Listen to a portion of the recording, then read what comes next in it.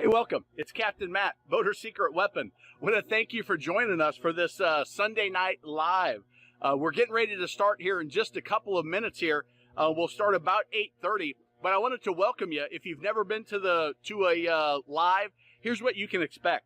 Just go ahead and chat in your comment section, on whether you're on Facebook, whether you're on YouTube. Just ask your question, leave your comment there, and then as we go through the time, I just kind of scroll down all the comments and I try to answer them. Now, if it's something that I need to ask you a question, I may ask you a question and just put it in the chat again, and I'll come back and I'll get that information so I can give you a more personalized response, something that's going to really add value for you. This is just something I do. One, it's great fun. I really enjoy it. It's helpful for the community, just sharing my knowledge. Now, one thing that you need to know, I don't know everything about boats. I know a lot about boats. I've been a boater since I was 5. I've sold boats. It's something that is a big part of my life. With that said, I don't know everything. Matter of fact, sailboats, have zero experience with sailboats. Bass boats, very little experience there. Bow riders, deck boats, center consoles, jet boats, twin engines, stern drives, outboards, inboards, all of that I have experience with. And if I have an answer, I'll give you my best answer. If I don't have an answer, I'll try to give you a resource that will be valuable for you. If I have an opinion, I'll try to give you that opinion, but let you know this is what I think, not what I absolutely know. So I look forward to it. Here's a little video intro that a subscriber made for me. Thanks, Bo. And we'll see you on the live when it kicks off here in just a moment.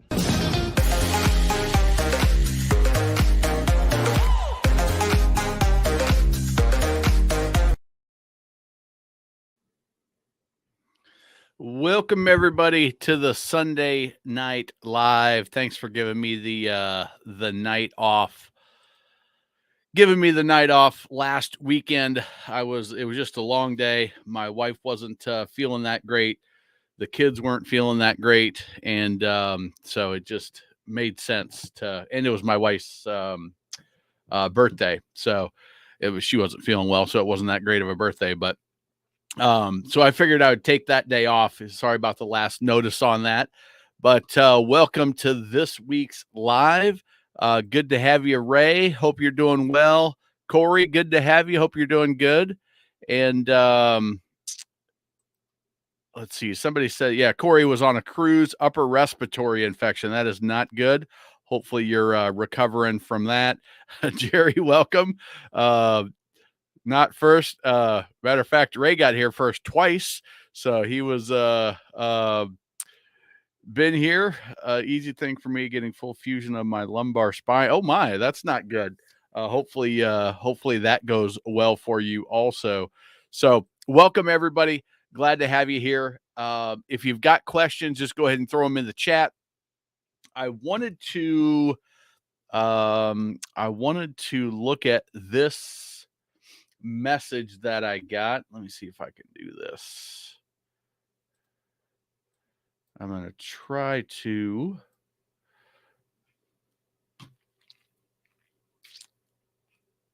What I'm going to try to do here. All right. So, Jay Sweet, I don't know. He didn't have his name in here, but Mark, welcome. Good to have you. So I got this email the other day from a guy. He says he listens to the Q&A on Mondays on the replay. We usually get about 1,000 people or so that listen to these and have, anywhere from 20 to I think 60 some has been the biggest one we've had actually at one time on the live. But he sent this one and I figured I would answer it here on the live. That way everybody can benefit. I don't have the time to respond to individual emails for the most part, unless you've invested in a program or something like that. But glad to share the information in a way that multiple people will benefit from it and be a little more use my time a little better. So he says, I'm struggling with the NADA JD Powers because the accessories don't match up. Feel I'm getting close. So with that, we've talked about it a couple of times on different videos in these lives, that when you are looking at the NADA, you want to think about what is likely going to be on most of those boats. That's going to already be baked into the average cost that NADA gives you. So if most boats it's a bow rider, most of them are going to have a canvas cover. If you put the canvas cover in, you're almost double dipping into the value and you're over representing that value. But if that bow rider has a wake tower, well, that's something that not all bow riders have. If we were looking at a wake boat, and there was a wakeboard tower, well, we would say all wake boats have a wakeboard tower, so we're not going to add that. So it depends on the boat that you're looking at as to how to add the accessories. Okay. So think about, are most of these boats likely sold with this option? And if they are, don't include it. If they're not, you know, big stereo system, some fancy electronics, wakeboard towers, things like that are going to be added on top. Then he says, I found Sea Dealer cost, and it's believable, but limited on years and models. So Sea Dealer Cost is a website that came out 10, maybe 15 years ago. And the idea was they were going to have transparency in the boating business so that everybody knew what the dealer spent on the boats and what, so if you were shopping, you could see what their true invoice was. It never really took off. The dealership world, as you could imagine, freaked out about it. It was when it came out, probably 2010, 11, 12, somewhere along those timeline. Um, they said nobody give the information, because the only way they could get that information is if the dealers provided it. A handful of dealers provided it, but for the most part, they don't have very complete information. And the other issue is they're taking that little bit of information and trying to aggregate it across everybody. But the problem with that is different dealers pay different amounts for things. And the way I would equip a, you know, let's think of a Harris Sunliner, 22-foot Harris Sunliner. The way I would equip it up in Minnesota might be different than the way you would equip it down in South Florida. You might put more electronics on, you might put more fishing stuff on in Minnesota. And because of that, that Sea Dealer cost, it may be accurate, but they just don't have a large enough amount of data to make it really work the way that he had wanted to. A great research tool, but I've never talked about it because I just don't feel it's very accurate. I've seen information from there and seen the actual dealer invoices, and it's so far different that I just feel it's going to put you in a situation where if they're far off, you might come to the wrong conclusion that the dealer you're trying to buy from is trying to rip you off. The reality is that that may not be the case. So, as far as what's the cost and a fair profit, I did a video on that, and I think I said something about MSRP, MSRP, and that video looks like this right here. And it looks like there's two of them. One of them must be the replay. Yeah, one of them must be the replay that was the podcast. So there's no imagery with it. But the one with 62,000 views, I just talked through the economics of a dealer. Now, what's hard is different brands and even different segments within the brands have different margins. So if it's a value brand, maybe a nationally advertised price, that margin is the price you see is probably the price you're going to pay. As you go more and more premium, typically the MSRP of the premium boat is maybe a 40% margin, or 35, 40, something like that. It's kind of just a made up number, and they're going to sell it for, you know, maybe 25, maybe 20, maybe if things really get tight down to 18, and they've got a lot of inventory, maybe if it's late in the season, they'll drop down to a 15% deal.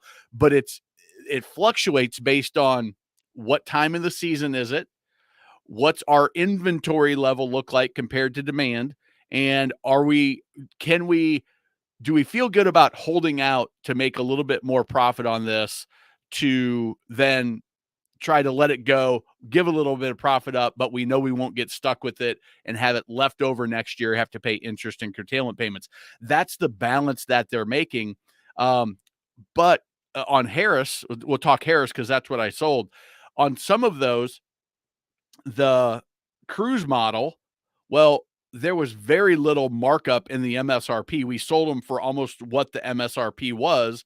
But when you got to the Grand Mariner, the Crown line, there was huge discounts to be had. So it can be very difficult when somebody says, "Oh yeah, there's a 20% discount, there's a 15% discount, there's a 5% discount."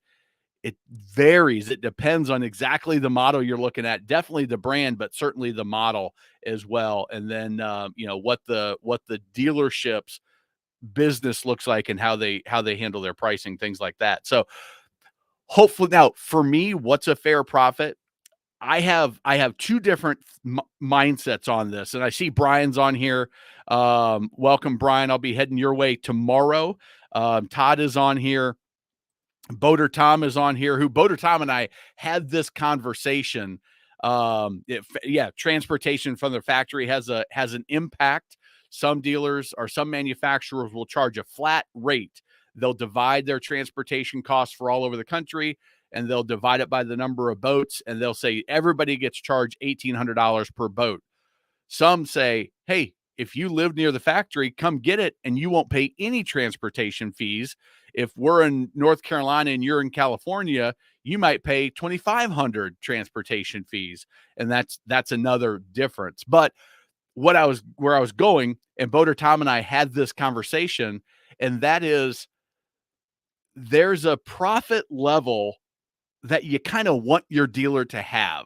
I've got my magic money saving method. And the First Time Boat Buyer Academy, I talk about how to get the best deal. On the other hand, I also talk about, you don't want to cut the deal so thin that you get poor service. And you also don't want to work with a dealer that they sell so much on price that they don't have the money to staff the service department properly. They don't have the money to rig your boat properly. They don't have the money to handle warranty properly. And so it's a balance of, I want to get the best deal, but I want to have a great ownership experience. And so somewhere in the middle is a fair profit level. For me, 20% is a good profit for a dealer. Not outrageous on a consumer side on some brands. For some, I would say 15%. And again, it depends on the service level that you're expecting. A 15% margin is going to, just by the fact that they don't have as much money, it's probably a smaller price boat. They don't have the profit to service you to the premium level. So you have to understand that and then decide what's most important to you. So hopefully that makes sense. Because it's what I go back and forth on is, I'm a cheap guy. I like to get a good deal. On the other hand, I like to be well taken care of. And if you've ever seen that, you can have it cheap, you can have fast, or you can have quality. Pick two of the three, but you only get two of the three. So which one do you want to give up? And that applies for boating. So the next question, so he loaded a bunch of questions up. I was like, this would be great. Give me some content to talk about as we start the live. If you've got questions, jump them in there. I will get to it for sure. But the next question is, when should I step up from a single axle to a tandem axle trailer? I'm in a 20 to 22 foot bay boat market. So the 20 to 22 foot. So I pulled this up because I have my opinions, and we'll talk about that. But I thought this was a good resource. And this is from, give credit, eTrailer.com. And this little image right here is what I wanted to show. So single axle up to 3,300 pounds. Dual axle, 3,300 to 8,000 pounds. And again, it's going to be dependent on trailer. You may only have a 5,000 pounds dual axle trailer, but the axles can be at a different rating, right? So that's going to increase your capacity. Here's what I say. if you're even at 3,000 pounds, move up to the dual axle trailer, especially going from single to dual. Having that second axle gives you so many more benefits. If you blow a tire, you still have 3 tires on the ground. If you blow a tire on a single axle, you've got 1 tire, and that doesn't balance very well when you're going 70, 80 miles an hour. So that's where I really like to get into a dual axle.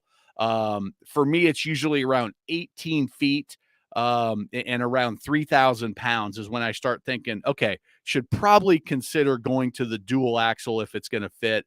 And in that bay boat situation, your weight is probably, that 19, 20 pound mark or 19, 20 foot mark is where you're going to be hitting the 3,000 pounds, depending on how it's equipped and what gear you have in it. So that's my recommendation is if you're close, go to the dual axle. I never want to be at the 3,300 right at the limit. Because if I do want to put a little extra gear in there, if I do have some extra fuel, something bad happens, now I'm overloaded and that's a bad situation. I would rather be at 4,000 pounds and have an extra 1,000 pounds of carrying capacity. It's just going to be safer, and having that extra axle going from single to dual is a big benefit. Going from a dual to a triple, maybe I would push it a little bit more, but I definitely at around, probably 7,500 start thinking, all right, let's go to the triple axle. And if it was a 5,000 pound trailer and I was at 4,500 pounds, I would start thinking, okay, maybe I'll move up to the bigger dual axle trailer. So, hopefully that makes sense. I see a different, I see a different response from Brian. So I know he's pulled RVs a bunch. So I will, let me go to him. It's never a wrong decision to add an extra axle. Just remember, axle may make it harder to back up. Yeah, see, I disagree. A tandem and trickle turn slower. Parallel park, single axle, they turn. Yeah. So I was just, that's never a wrong decision to add an axle. I would agree with that. And then you're right. A single axle, I'll say it's more squirrely. It's gonna go, if you crank your wheel, when it starts going, it's gonna go quick. The dual axle, you've got more surface area on the ground. There's more friction. So it's gonna adjust slower as you're going back. It's also longer, which it makes it easier too. So the hardest trailer to back is the shorter trailer. Backing a jet ski trailer can be very difficult. Sometimes you can't see it in the mirror. If it starts going, boom, it's going to be sideways in a hurry. The longer the trailer, the more axles, the easier it is to back in the sense of controlling it. The harder it's going to be to maneuver it and push that trailer around. If you've got it in a building or in your driveway or you're trying to adjust it, again, you've got more friction. A triple axle, even worse. And I think that's what Brian was talking about. So thank you for adding that, Brian. And for every discount, there's a price. Yeah, that's the other, going back to the price thing, is every discount you get, they take recognition. They remember that. They remember that further down the line. So anyway, that is what I wanted to talk about on his trailer question. Get a tandem axle. It's easier to back up. Yeah, it's Jeff and Brian. I think you guys are both right in the way you're thinking about it. It's harder to push backwards. You gotta use a little bit more force, so you can't just maneuver it yourself. Easier to back it down into a more precise spot because it's slower to move. You got more reaction time, and it's also longer. So let's see. People oversteer. Yeah, Jeff, when in my my trailer like a pro, that's one of the biggest things I get people to understand is I'm going to come back bigger here is when you're steering, and I teach steer from the bottom if that's easy for you. If you steer from the top, you know, depending on what's comfortable for you. But I usually do it if I haven't backed for a while. I go down to the bottom because it's easier to have it all click back in place. But little tiny movements is what you need to do. It's when you get to this, oh, whoa, whoa, that's when things can get way out of hand really quick. And where the dual axle can be easier to back down straight. So, yeah, small, small turns. That is, and go slow. Yeah, that is another big one. I remember back in the trailer when I was first learning and having my dad watching over my shoulder as I was doing it, or even worse, if he was in the, we pulled our boat with the minivan with the conversion van, a Ford Econoline conversion van. So that's what I learned to drive in at 16 and learned to pull the boat with. It was this big old van. And yeah, so I did, that's exactly what I did. It was oversteering. And my dad, when he was younger, drove a semi truck and grew up on a farm, so he could back virtually anything anywhere. And he got awfully frustrated with me. So 1 or 2 long trips a year, that does make a little bit of a difference. Is if you're using the trailer more for storage and short runs, okay, then maybe I would stretch it. But if I'm going on a 500-mile trip, I'm going to go to a twin. I'm going to go to a dual axle. There's no question about it. That extra $1,000 that you're going to spend or whatever it is going to be money well spent in an easier tow, because you've got that weight spread over the different axles and the weight spread over 4 tires versus 2. It's going to be a smoother tow, less sway as you're going down the interstate. And I think that's definitely the way to go in your situation on a 20 or 22-foot bay boat. But those are my thoughts on it. So hopefully that's valuable. If anybody else is out there, that's probably a good video for me to do, to put together. So, all right. What other questions do we've got? We've got Thanksgiving coming up. I've got our Black Friday special is coming up, where we've got the giveaway for the boat juice. You can check that out if you haven't. You'll see it on the where do we see it? You'll probably see it in an email if you are on the email list. If you're not, go to Boater Boot Camp and you can get on the list and get those information.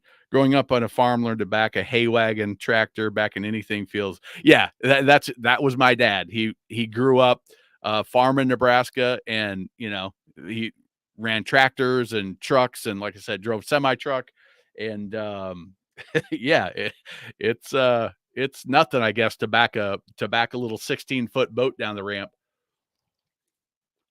But for me as a suburban kid, that, and the first time I backed anything, it's hard. It is hard. And that's why the Trailer Like a Pro program is one that I really felt was important to make. And just being patient and talking about the basic stuff that you need to know. So, I love boat juice. Good, good. So go sign up for that, and we'll do the drawing. Actually, on December 4th, we're going to do the drawing on the Sunday Night Live. So we'll do it right here. If you've done a drawing with me before, what I do is I print everybody's names out, put them in my hat, and depending on how many we got, I usually show them all. But that was when we had 20 or 30 people. This time, I probably won't be able to show everybody's name, but I will do it legit and just pull a name and have it sent out to you. So, what else do we got? What's everybody else thinking? And what's everybody else got going on? I'm going to pull up something that I'll show you if we've got nothing else coming. George, welcome from South Florida. Good to have you. Don't recognize that name, so welcome to the live. Best towing trailer I had for highway driving was a triple axle. worst trailer for the boat ramps driving around town. Yeah, that that extra weight bearing makes the long hauls, the faster running, a little easier. So, been back in things my whole life, still found value. That's awesome. Thank you, Brian. I appreciate that. I appreciate that endorsement coming from somebody that grew up on a farm. That makes me feel good. Try to back up a Michigan train twin trailers. That is, yeah, that would be interesting. I've never heard it called the Michigan train before. I've seen the, the RV that's got the boat, and then it's got the towable, or the towable, the, Jeep Wrangler or whatever, and then the boat's back there, and or the, the fifth wheel, the truck, the fifth wheel, and then the boat. I've never experienced that, so I'm out on that level of training. Let's see, what else do we have going on that would be of interest? Let's see here. I am going to see.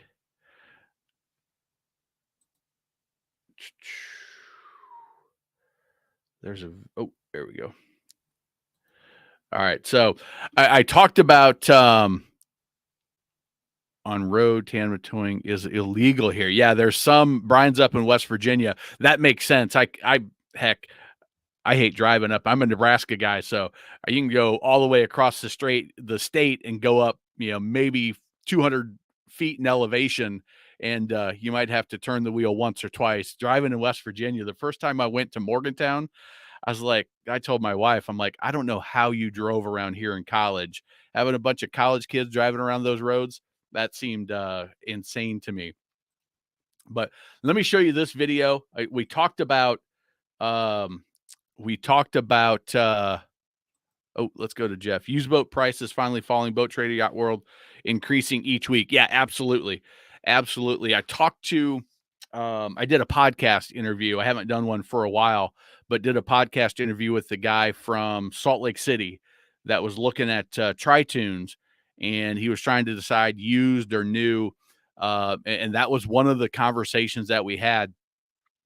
It was, hey, there might be opportunity if you hold off through December and start looking in January, February. You might see a little bit more discount. If we continue to see slowdowns, you might see more opportunity for discounting, and some used boats starting to tick down a little bit more, and save a little bit. So that was definitely a conversation that we had. Certainly Western states semi trucks with triple trailers are legal.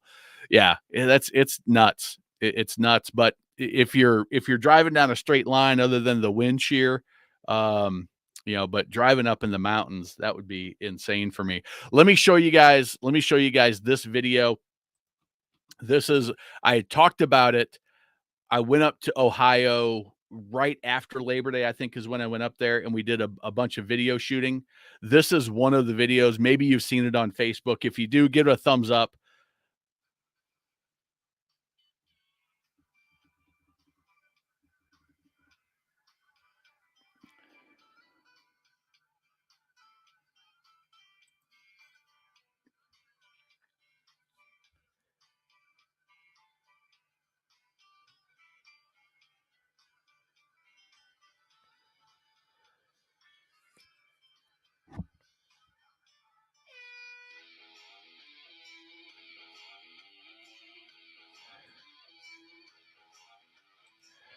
All right, Brian's telling me there's no audio. Let me see what's going on here. Why is my audio not coming through?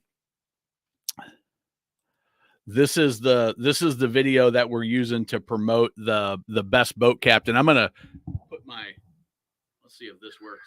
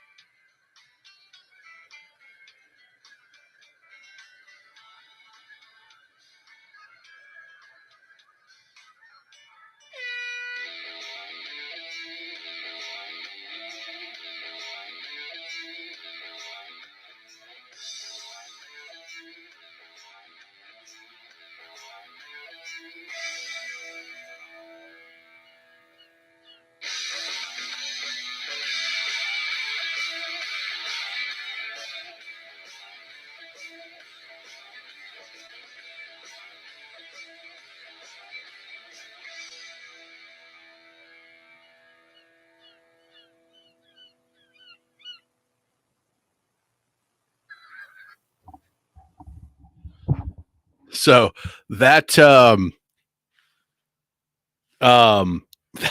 that's the video. That's the video that that we shot there. I wanted, where is my cursor? There we go. I wanted it to, when we, thanks. I wanted it when you come in, I wanted them to come in a little bit crazier. I think they reshot that on a day I wasn't there. But we did a bunch of different scenes of just them, the new boater, we called him that guy, this guy right here. And then we called this guy was the best boat captain that had been through the training. And there's going to be a series of 10 videos. They're in the process of getting edited right now. But we kind of, that's the very, very long version. That's the longest one. But we just wanted to do some things like starting it with the screwdriver and don't embarrass me. That was kind of a funny thought.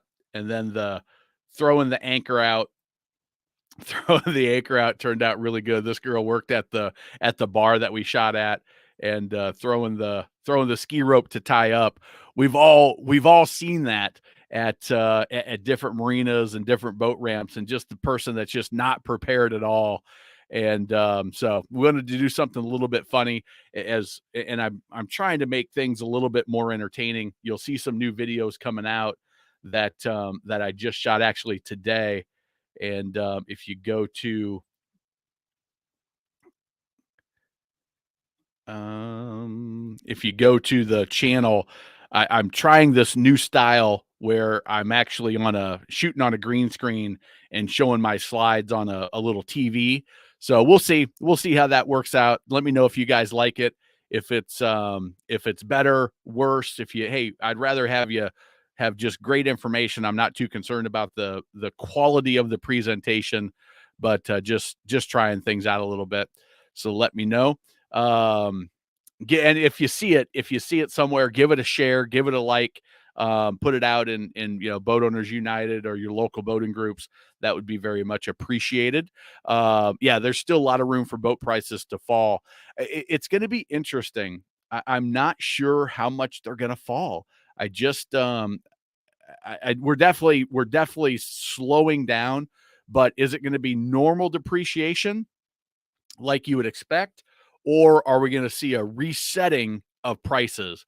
And I don't know. I'm very interested. I'm partly not smart enough to know the full answer, but it will be interesting to see, and I think we'll see it over the next 6 months probably, whatever way is going to happen. So anyway, if we've got other questions, thank you all for the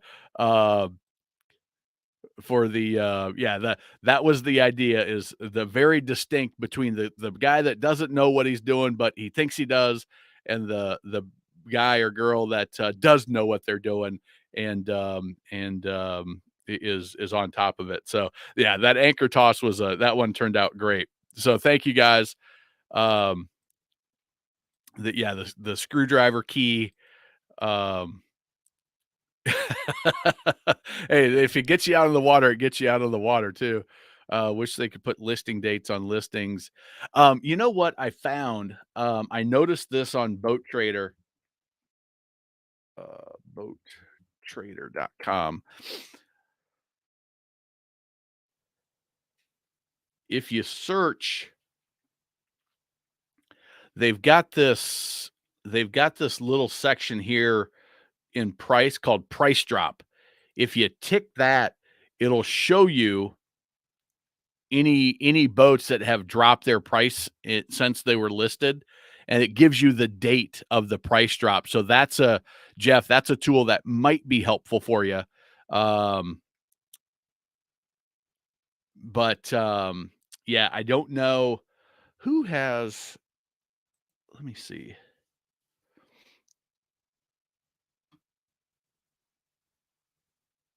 Yeah, it's going to be difficult to get that information. I was trying to do some searching on some inboard boats the other day, and I was having a hard time. They weren't listing hours on used boats, which I thought was disappointing from dealerships, especially.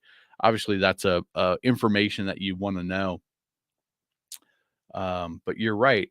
They don't have the actual dates, but maybe that price drop date will be somewhat valuable for you, Jeff. So, hi Matt. Richard, welcome. Taking delivery of a 28 Express December 16th. We have a 28 Express owner on the live, Jerry up in Chesapeake Bay area. December 16th, they did tack an additional 4% from agreed price for inflation surcharge. Dealer taking 7% off that cost. Got 7% off sticker to begin with. Hopefully things are getting better. Locking prices moving forward. Yeah, that's the thing. That's the thing that we touched on a little bit, Richard, if you were, and congratulations, by the way. That's a beautiful boat. I know, Jerry, if you're still on, I know he has been enjoying his that um enjoying his up there in the Chesapeake. But it's really weird. You're seeing the manufacturers are tacking on that surcharge in addition to the the MSRP, which is raising the prices, but then the dealers are discounting more. So it seems like they're giving bigger discounts, but it's really just we're taking off that price increase from the manufacturer, and it's cutting into their margins, no doubt. But what's interesting is I'm not sure it's making the boats like way cheaper, and I don't know that it will. I really am not sure that it will. Um, let's see here. Brian, in addition, okay, yeah, I'm sorry, I missed you had made this comment earlier, and I totally missed it. In addition to the Bimini extension, I also ordered some underwater LEDs, added premier lighting to the tune, fully accessible, programmable. Boat's getting lots of Christmas presents. Hey, it's the first year you own the boat. That Christmas is always a boating Christmas for sure. I remember we bought when we bought our lake house at the Lake of the Ozarks in Missouri. It was a family affair, and so we all exchanged names, and everybody got boating gifts for the lake house, and that was a fun Christmas. Big huge coolers and stuff for the dock, stuff like that. That is awesome. And Brian, like I said, I'm going to be up there. Our trip isn't going to be as long. Our daughter's got a field trip tomorrow, so usually we would have been up there this weekend, and then into the full week. But if I've got some time, I'll reach out to you and grab a beer, and I'll shoot you an email. Unless if you want to email me your cell number, I can text you. But don't put it here in the chat because this is live to everybody in the world. Demand for quality used boats continues to be strong per area dealership. New boat prices increasing. Yeah, it's so I look at I like this. This is a Google the Google Trends. I think I've showed this once before, and I definitely have showed it on my definitely showed it on the videos. Boats for sale. This is really interesting. I just looked at it the other day, but this is boats for sale for the last 12 months, and you can see it's up and down like you would expect seasonally. When I looked at the 5 year, it was really much more noticeable that it's down. You know, 2020 was way up on the peak and down to this 25. It's a relative scale, so it's not an absolute number of searches, but just relative. Um, Up to 68 in 2021, fell a little bit lower down to 20. And then in 2022, we only got up to 46 at the peak and down to 15, 12 right now in December. So the nationwide, it's way down. But what I thought was really interesting is check this out on Tunes for Sale. And if you overlay it,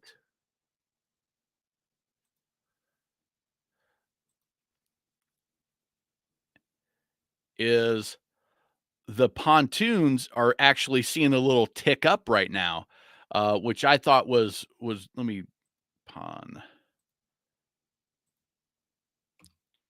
for sale. You're seeing a little bit of a tick up in,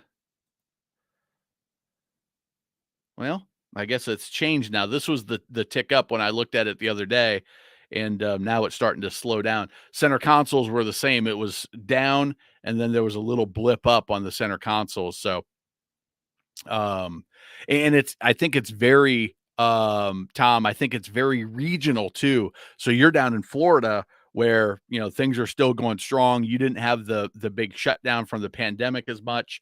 And so maybe it's stronger down there. Some of the upper Midwest areas, the Northeast is starting to slow down even more. And also there, it's starting to get cold up there too, which can accelerate that. So, um, yeah, Regal dealer told me the summer Regal is increasing by 4% per quarter. 20 Express is a fine boat.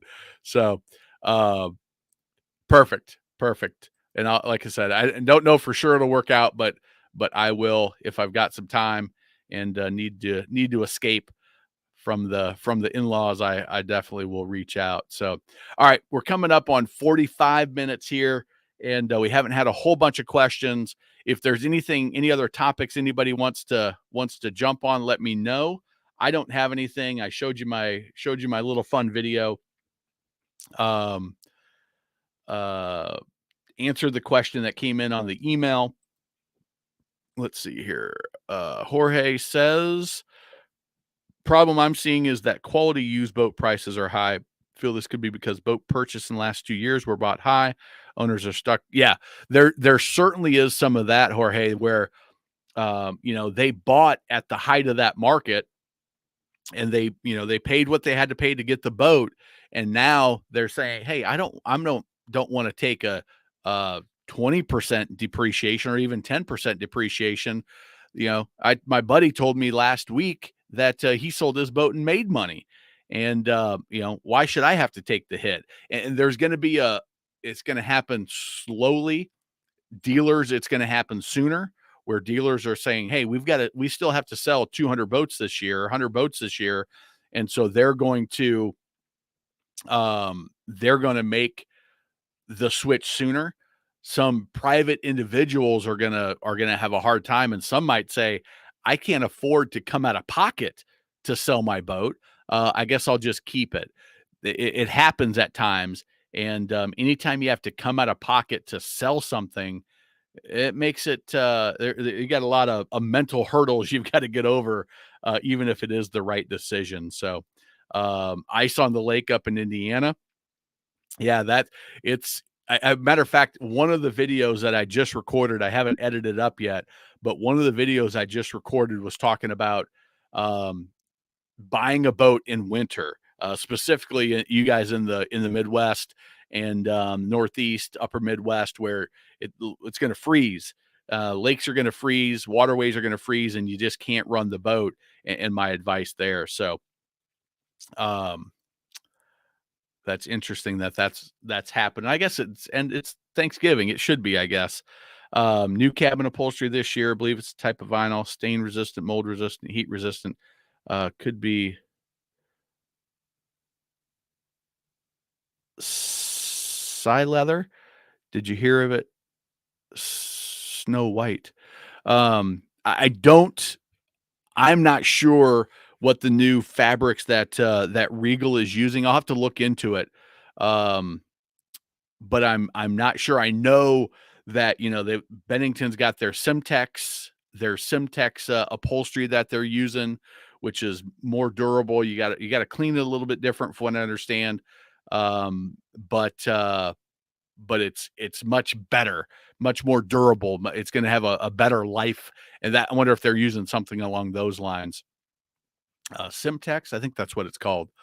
Uh, Repo opportunities will happen. Yeah, there certainly will be repo opportunities. Here's be aware, be aware on repos that there's a couple of things that can happen. With the repo, if somebody's coming to get your boat, there's a history of sabotaging the boat before the repo man comes and gets it. Sort of stick it to the man a little bit. So be wary, because most of the repos, if you buy it, it's going to be as is, right?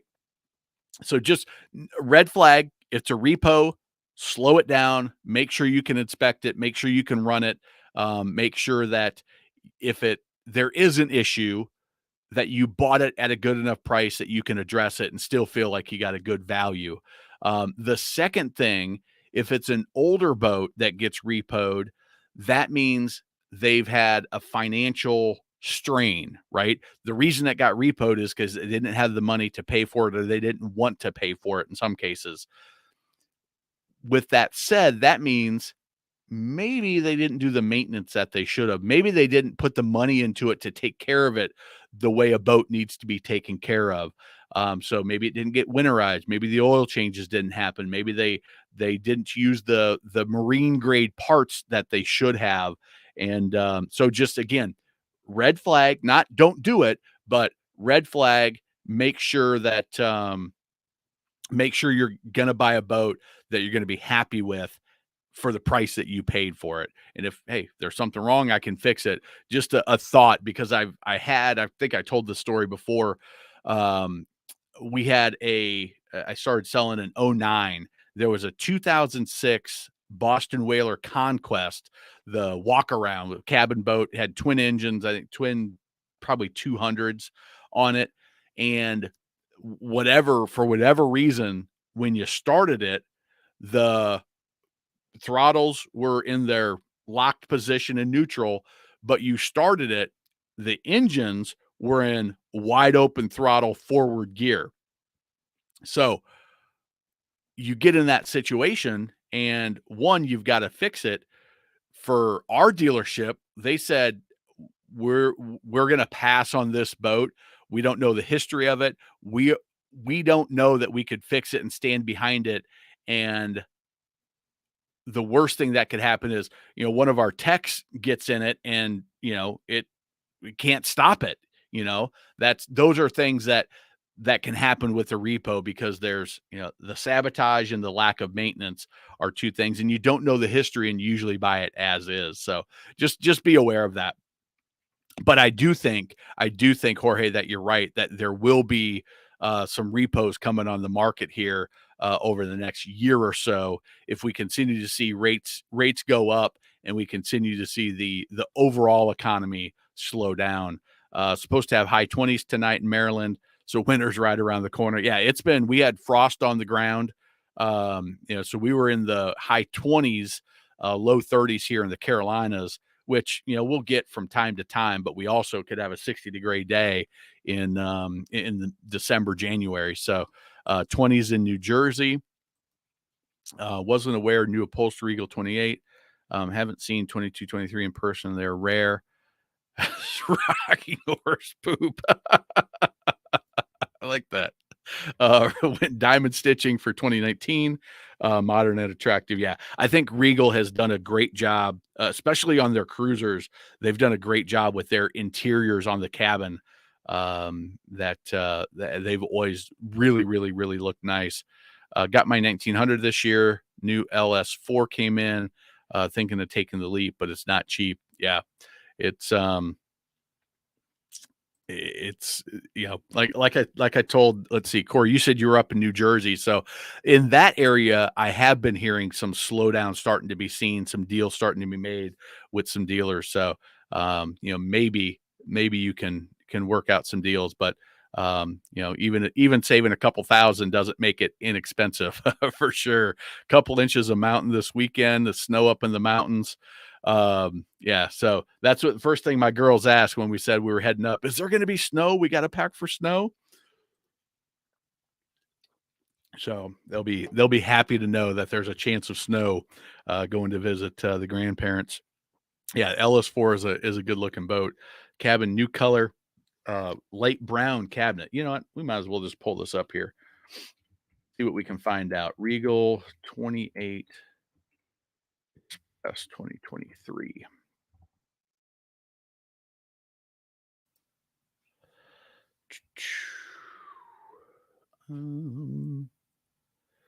color options. Interesting. That those are some really light colors that that's some pretty stuff. I don't know if you guys can see that well. Whoop, let me go. That's what I want to do. Those are some really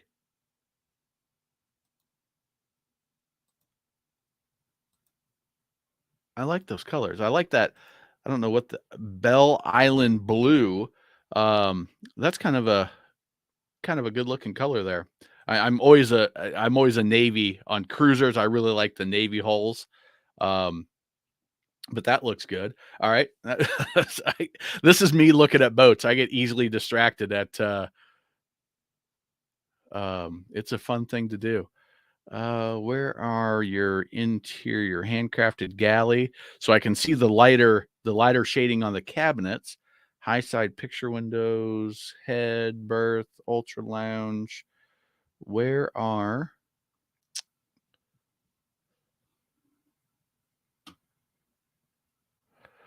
where are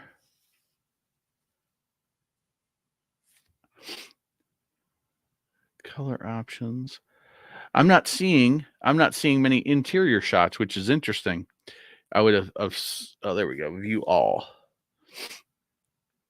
There's the diamond stitching that Jerry was talking about. Looks good. All right, so I wonder if it is that does look like it's got an upholstery feel to it. I wonder if that is the Simtax. Let's see here. I'm really surprised if they did start using it. I'm really surprised that they aren't really touting it.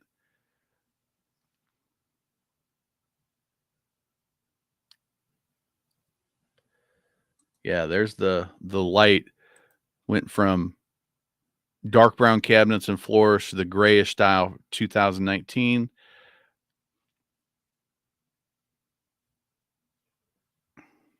Yeah, there's the yeah, it's kind of I wonder if it's optional. I'd be really surprised if they had two different cabinet color options though.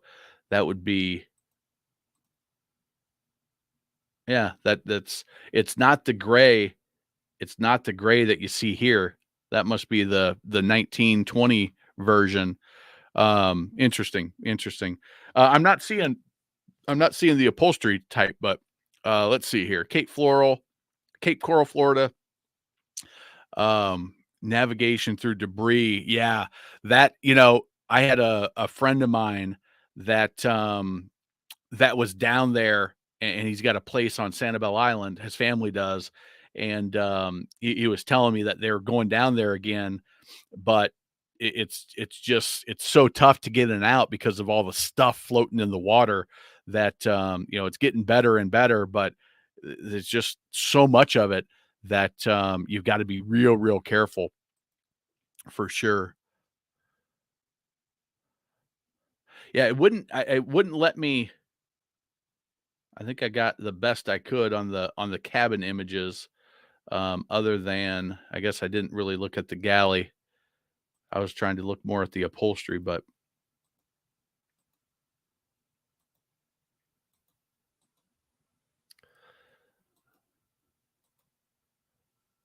power arch.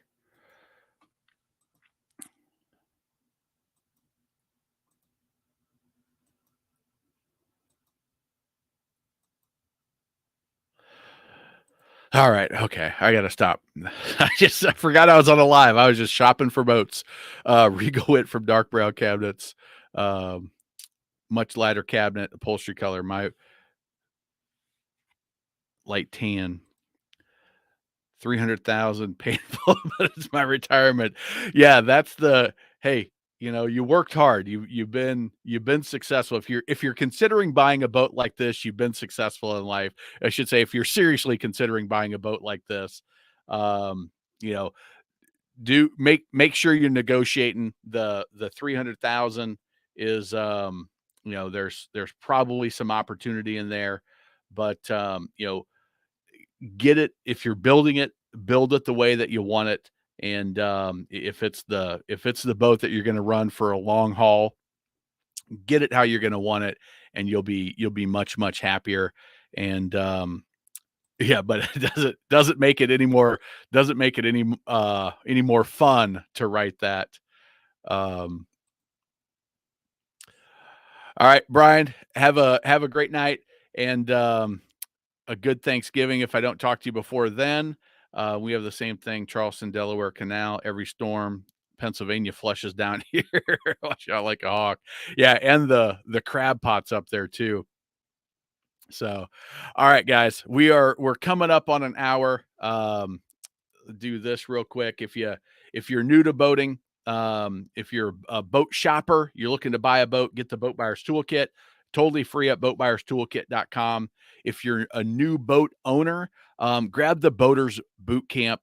Again, it's free, a 3-part video series where I share all the things that new boat owners need to know, from what are the systems, maintenance, boating rules of the road, emergency and safety stuff, just stuff every boat owner should know.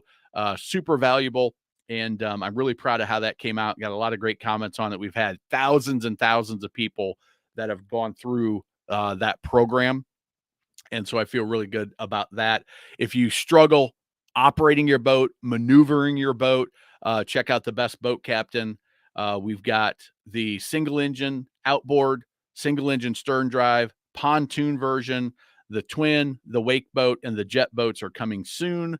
I was hoping to have got them in, but the twin engine one that I was going to film last week didn't work out with weather and a few mechanical issues on the boat I was going to use, but those will be coming. And Trailer Like a Pro, Brian mentioned that he got value out of that program. He's somebody that was good at handling trailers, but loading, unloading your boat at the boat ramp, making that easy. Confident Coastal Boater, we've got the early release of that is out already. And that program is going to be improved with a few different things that we're going to add, but we're just looking for people's feedback right now so I can go down there to the coast and film another 2 days and make sure it is outstanding. Tow Water Sports with Confidence and the Learn to Ski and Wakeboard the Easy Way will be coming in the springtime. If you're a boat buyer looking to buy a boat, check out the Boat Buyers Academy, which is an awesome program. It's got a negotiation piece on how to get the best possible price. Make sure you don't overpay. Everything comes with the Captain Matt Happy Boater Money Back Guarantee. For any reason you're not happy, just send me an email. You get your money back. No hassle, no rigmarole. And I'm super proud that we're 100% 5-star reviews from everybody. And that goes to a great community we've got here, that you guys took the time to go leave a review on Facebook, on Google, and tells me that the programs are really good, that we've got that kind of response from folks. Jorge, thanks for joining. Happy Thanksgiving to you. Happy Thanksgiving to everybody. I was in Fort Lauderdale yesterday. Intercoastal did not look like there was anything there as far as debris is concerned. Well, that's good. I think most of it's on the Gulf side. From what I understand, that's where it's the worst. So, but I guess they had the other storm that came up, but that is good to know. It's something that, look at the local boating area. One of the things we talked about in the Confident Coastal Boater is tapping into the local boating community to know how the debris stuff is situations looking and all that. But thanks, everybody. Thanks for joining for this live. We will be back next Sunday after Thanksgiving. So everybody have a great Thanksgiving weekend. Be thankful that we are lucky enough to be boaters and get to enjoy this lifestyle. And we will see you all next week. Take care, everybody.